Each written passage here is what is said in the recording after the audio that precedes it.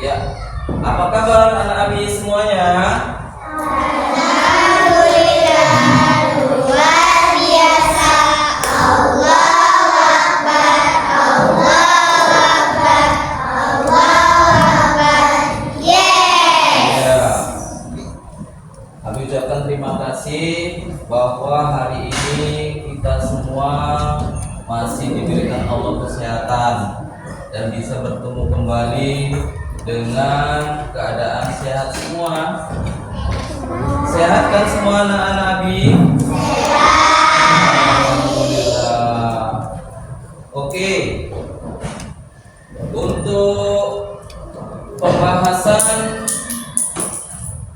pelajaran yang telah lalu, bahwa kita pernah belajar tentang tumbuh-tumbuhan.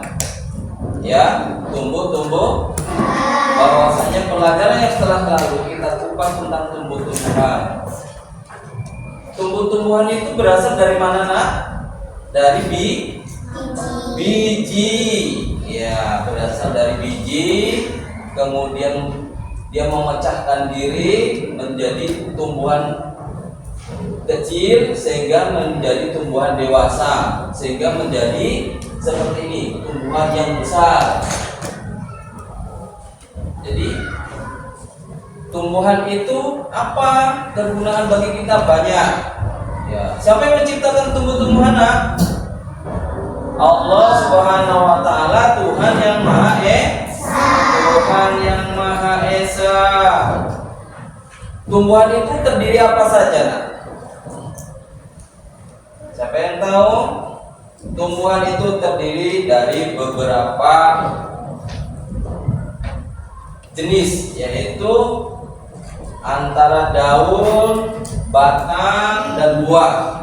Itu tumbuh-tumbuhan bermanfaat bagi kehidupan seluruh alam semesta, ya, bukan saja manusia, hewan.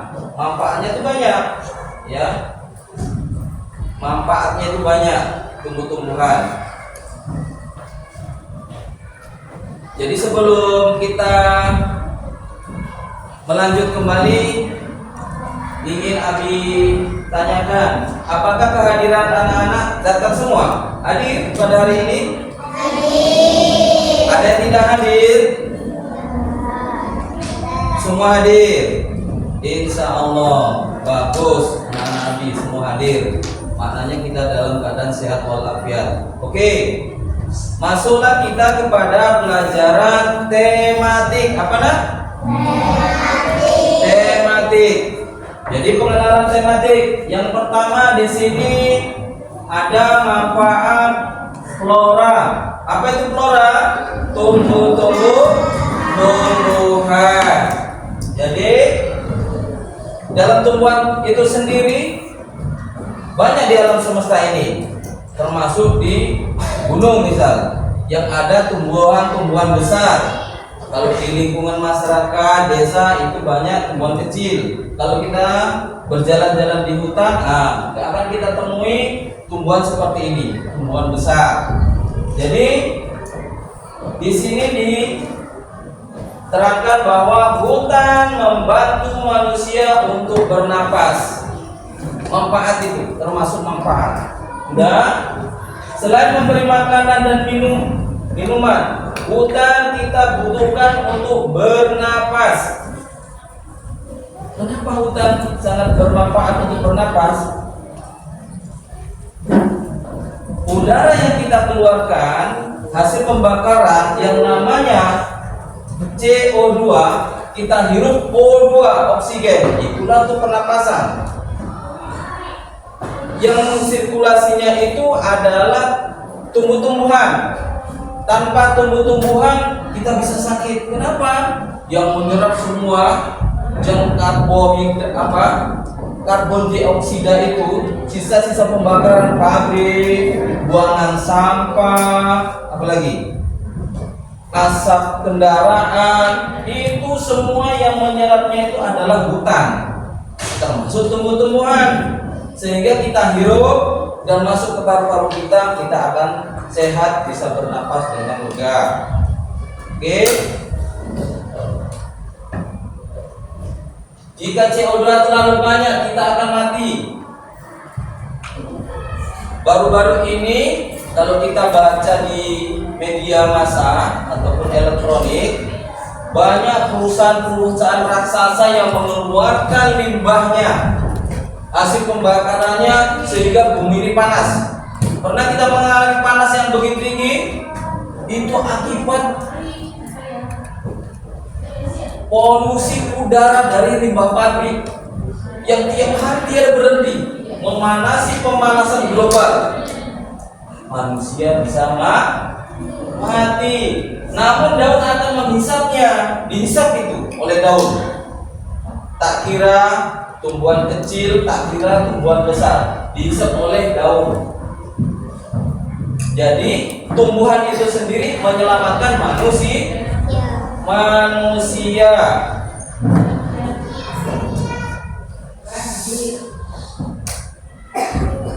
Nah, masuk yang kedua. Di sini ada hutan mengatur suhu udara. Ya. Adanya hutan di suatu daerah yang dekat, suhu udara tidak akan selalu tinggi. Ya.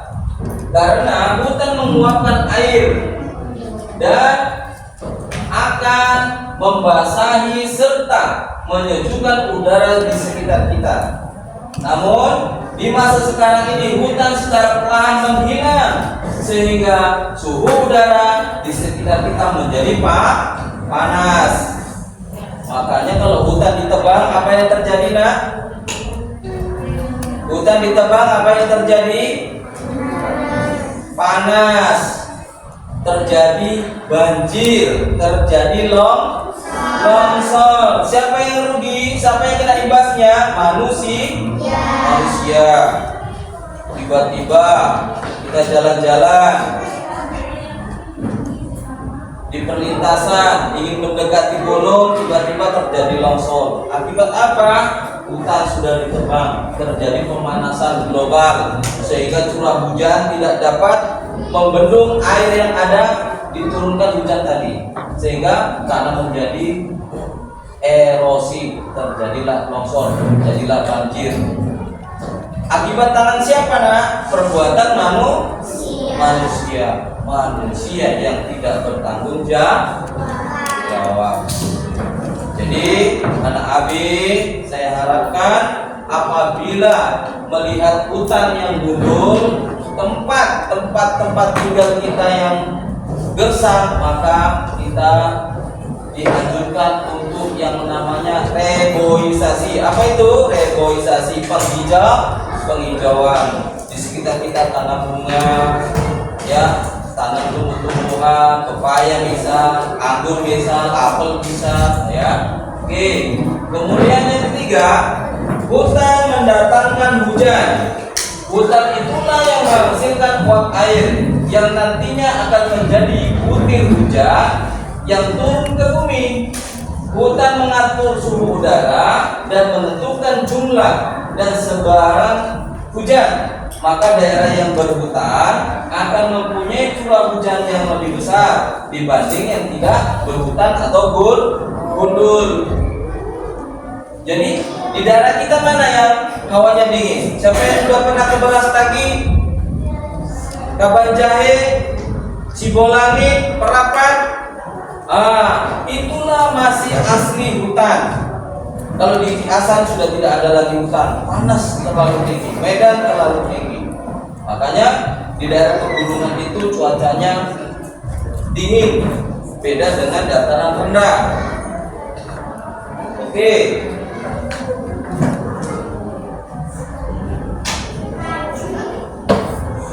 Yang keempat, hutan menjadi tempat tinggal marga satwa. Hutan menjadi rumah bagi binatang. Karena itu jika hutan mulai menghilang, maka menghilang pula satwa penghuni di dalamnya. Jangankan yang gede-gede, jangankan yang besar-besar. Apabila terjadi kebakaran, apa saja yang mati, nak? Binatangnya? Burung, lagi. Ular, lagi. Macan, lagi. itu gajah, ada monyet, ada tikus, yang terkecil semut hilang akan terbakar apabila terjadi hutan gundul.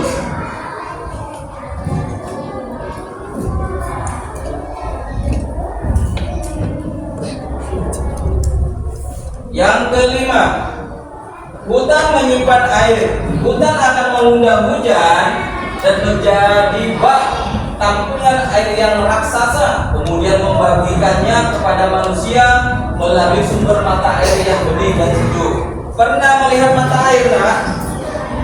Ya, ada.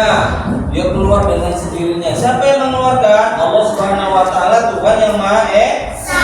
Dikeluarkan. Untuk siapa itu? Manusia, hewan dan tumbuhan. Monyet mau minum kan? Tikus juga mau minum, kambing juga mau minum, tumbuhan juga ingin menyerap. Mereka perlu air, apalagi manusia untuk asupan di tubuhnya. Kalau tidak minum kita akan mati. Kemudian yang keenam, hutan melindungi tanah. Penyebab utama erosi dan tanah longsor adalah pemunculan hutan. Di tanah yang gundul, air hujan tak ditampung. Akar pohonlah yang memeluk dan menjemput tanah yang subur agar tidak terbawa air atau angin. Jika pohon dilukai, maka akar akan melemah dan mati sehingga tidak dapat mengikat tanah subur yang mensejahterakan manusia. Tuh, hutan itu melindungi tanah. Jadi kalau pohonnya ditebang, tinggallah batang dan akar. Lama kelamaan, hujan kena panas, mereka akan busuk. Terjadilah yang namanya longsor, banjir, pohon pun akan mati. Dan manusia tidak akan bisa bertahan lama. Karena hutan sudah gundul, tanah pun sudah tandus. Oke, dari pembelajaran ini saya mau bertanya kepada siswa yang bernama Nadira, ya, apa manfaat tumbuhan bagi manusia? Tumbuhan bermanfaat sebagai sumber makanan, obat-obatan, bahan bangunan, bahan pakaian, serta membantu menjaga keseimbangan udara dan menghasilkan oksigen. Ya, bagus. Beri tepuk tangan. Oh, bagus sekali. Apa yang Abi sampaikan, kiranya peserta didik, murid-murid Abi semua dapat memahami apa manfaat daripada tumbuhan itu sendiri. Bukan sekedar hewan, bukan sekedar tumbuhan, tetapi alam semesta termasuk manusia bermanfaat bagi kita semua. Oke, buka untuk tugas, buka buku tematik di halaman, buka buku tematiknya, udah di halaman 30.